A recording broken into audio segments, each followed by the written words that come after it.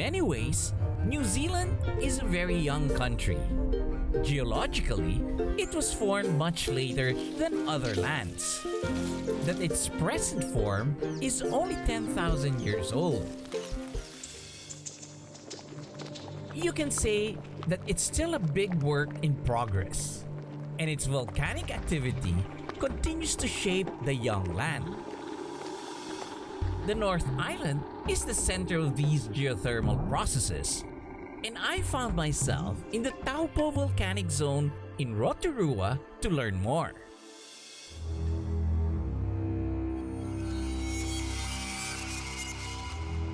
Though I thought I deserved to be at the pearly gates, Mark leads me to the gates of hell. Quite literally. Hell's Gate Okay. got its name from the Irish playwright and poet. It was George Bernard Shaw. Now, he came to Rotorua in 1931 and he was frightened. He was actually scared because he was an atheist.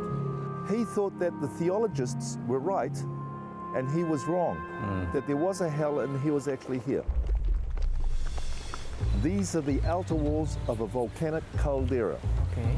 You are standing inside a volcano.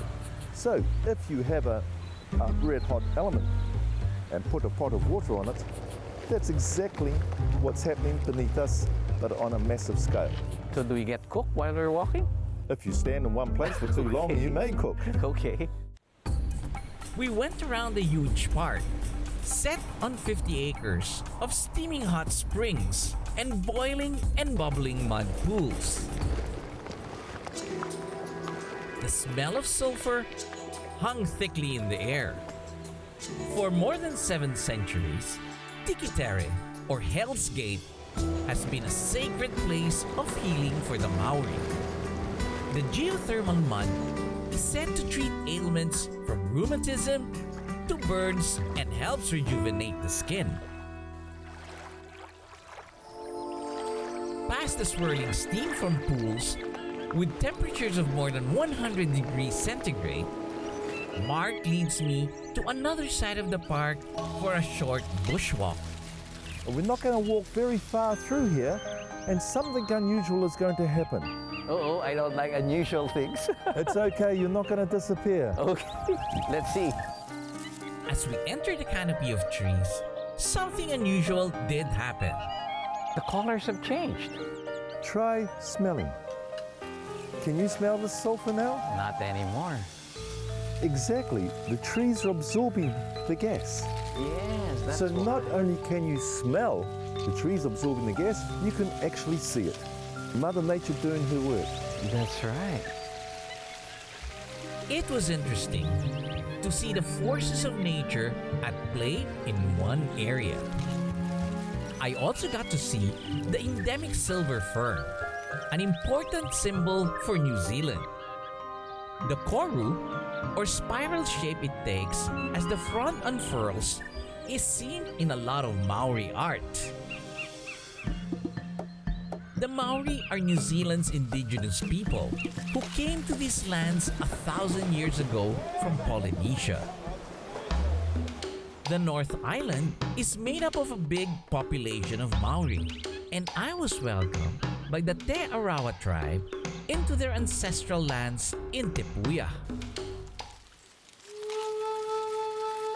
Meeting the Te Arawa tribe, I first had to do the Maori greeting of hongi, Yes. or pressing noses.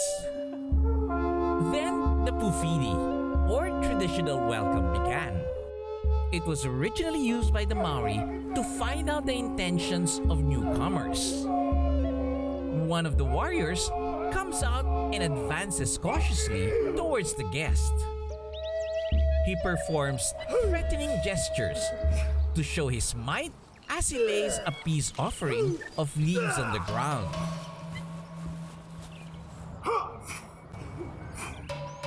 The guest picks it up and walks backwards as a sign of respect. When the tribe utters the welcome chants, it is a signal that you may enter the mare, or sacred building. Inside, visitors hear captivating stories told through songs and dance, just as they have been passed on from one generation to the next. But perhaps the most well-known of these songs is the haka, a war dance performed before a battle, aiming to show the tribe's strength, unity, and pride in order to intimidate the enemy. They would bulge their eyes and stick their tongues to look menacing. I tried to muster my most intimidating expression,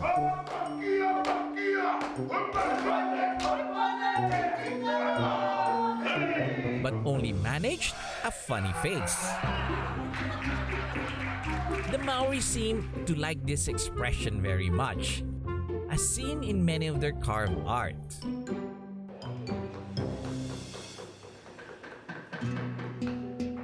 Tepuya is also home to the national schools of carving, weaving, and other traditional Maori arts. In the 1920s, these art forms were in danger of extinction until the Maori Arts and Crafts Institute was formed.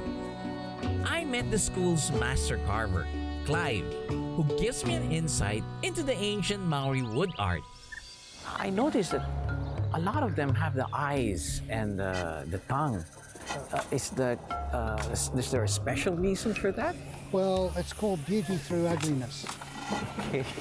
It's a different concept to anybody else because we believed in, or our ancestors believed that you couldn't carve the human form exact as we are. To do so was an insult to the gods because we are their creation. Right. So you couldn't emulate that. Yeah. So they changed the style or the form around to something that's grotesque. If you look at it carefully, you'll see spirals on all points of movement. Yes. And when you look at that spiral, it pulsates and it moves, and the whole carving comes alive. And that's exactly what they wanted to do, bring their ancestors alive. Today, Clive continues to teach and inspire talented young people in keeping this art form alive. Another form of Maori art that combines beauty and practicality is weaving. Is weaving a part of Maori culture? Very much. Very much. It was what we had to clothe ourselves, to gather our food. Everything was done for the weaving, the practical part of our culture. So is it a certain type of plant like this? We have harakeke, that's what this leaf is. Yes. So this is one of these. Oh, it turns into this. Yes. Do you include any other materials like feathers? Feathers, definitely we incorporate feathers. At one time, New Zealand only had birds. There was no other skinned animals or anything. Right. Birds was plentiful. Yes. So they'd eat the bird and use the feathers to decorate their clothing. Okay, so how does one do this? I noticed you had a shelf. It is a mussel shell. Yes. These, some people think they're big mussels, but here this is an average size mussel. Yes. It just lifts the fleshy part off the fibre. See that? Yes. And how we spin it into rope. Shall I show you that too? So by using the bare leg, My legs are not so nice. they're too hairy. You You think? need no hair, it'll be too sore. Yes, I thought so. So it's not meant to be for men to do this. Well, no, we do have men weavers, but they use another part of their body to, like on the foot. I see, yes. I was amazed by the complexity of designs and patterns created by the weavers, which I am told also carries their own stories. Before I explored the rest of Tepuya's geothermal landscape, I could feel my stomach rumbling like a volcano. Huya briefs me on how lunch is prepared here. What we're going to do is we're going to put our food so we can prepare it to be cooked down in the steam box. So this is like traditional hanging. Yeah, cooking by steam. Steam. Okay. I get a little bit carried away, filling my tin box, before it was taken to one of the pits, where heated rocks cooked the meal buried inside. A short while later, the box was ready to be opened. It's a good way of cooking, huh? Huia happily joins me for lunch. You got two and I got only one. That's because look at my girth and look at yours. Well, let's go for it then. It was traditional cooking at its finest, the way the Maori prepared their meals on these ancient lands.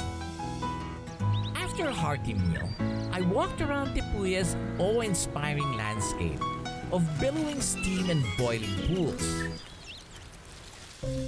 But what I was hoping to catch a sight of is the mighty Mahuto geyser in action. The largest active geyser in the southern hemisphere. It reaches up to heights of 100 feet. It let out a powerful stream for over 30 minutes. Truly an incredible display of nature's unrelenting power.